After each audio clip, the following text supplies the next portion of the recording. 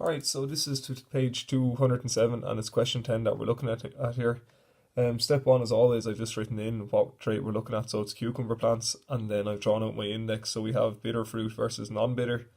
Bitter fruit getting a capital N and then non-bitter getting a small n, as is kind of listed in the question.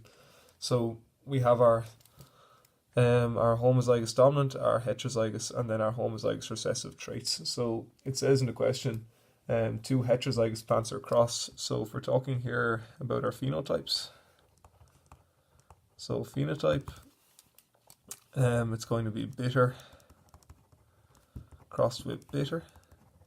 So we know both plants are heterozygous because that's what the question tells us.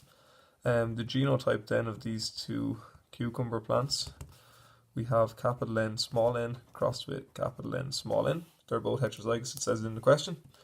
From there we look at our gametes. So we'll split up our gametes here. We have capital N, we have small n. Put circles around our gametes, a good practice to get into.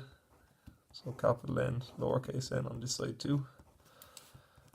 From there we draw our Punnett square.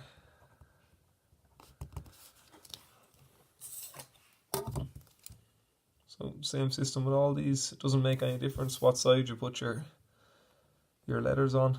The top doesn't have to be the one on the left or anything like that. It's just once you fill in both.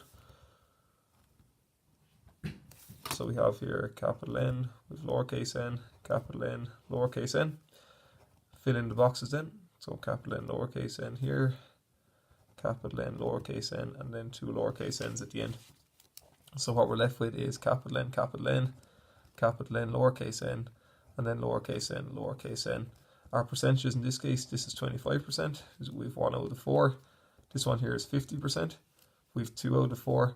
And then our lowercase n is 25%. These two, when we combine them, looking back up at our index here, so capital N, and then capital N, lowercase n, that's going to be bitter. And then this one here, lowercase n, again looking back up, these are non-bitter. So our ratio, as the question said, is 3:1. So we've proven our answer.